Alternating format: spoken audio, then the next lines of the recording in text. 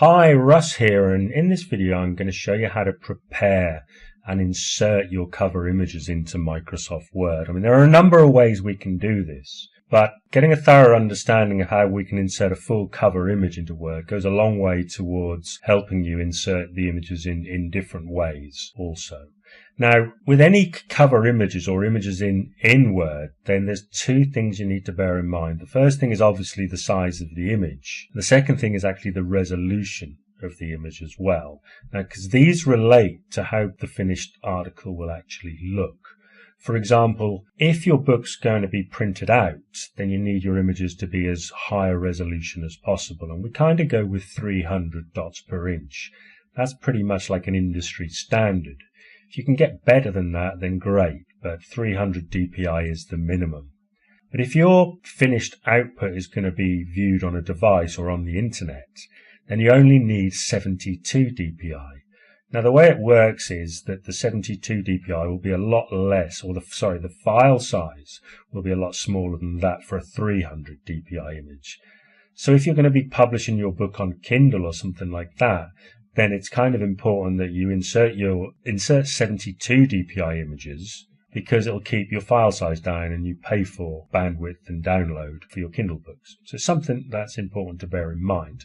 And the image that I'm going to be working with today is how to publish your book on CreateSpace and Kindle, which is the cover image for my book. And this book is available on CreateSpace, Amazon, and on the Kindle itself. So I'm now going to close this down, and I'm going to go and grab the cover image.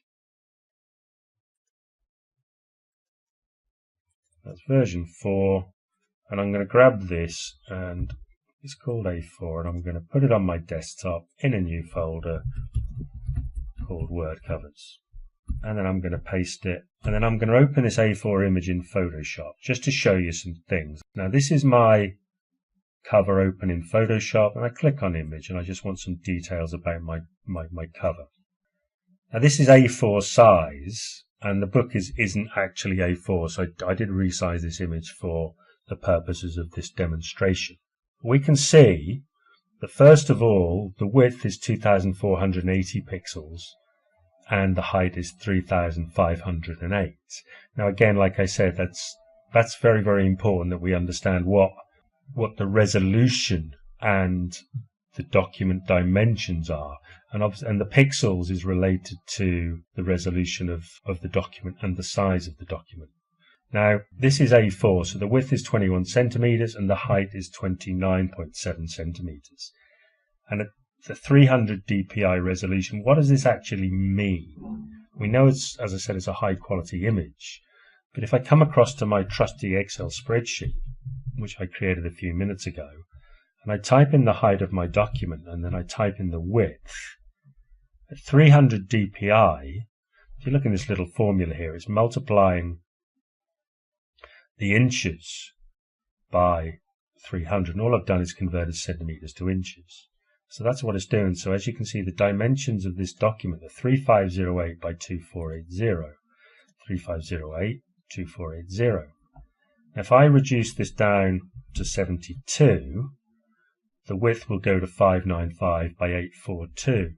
If I switch back, 595 by 842. If you look, the size of my document hasn't changed. It's just the resolution and the number of pixels, like the pixels, on the screen. So if I save this as A4, let's save that as A472. If you look, you look at the file size now. The top one is A4 300. That's about 21.3 KB. That's 21 meg. Whereas the 72 dpi image is just under 2 meg.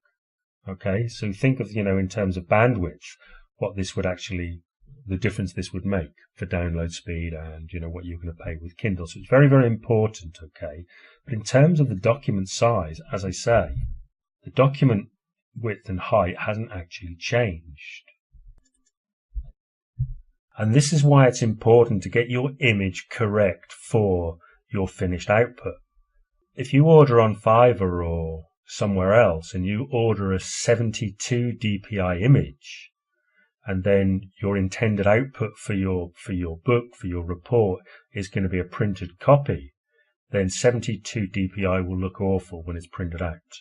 However, if you order a 300 dpi image from the same designer for the same price, you can downsize that 300 dpi image to a 72 quite easily, and it won't affect the resolution. So my advice to you is always order a 300 dpi image if you can.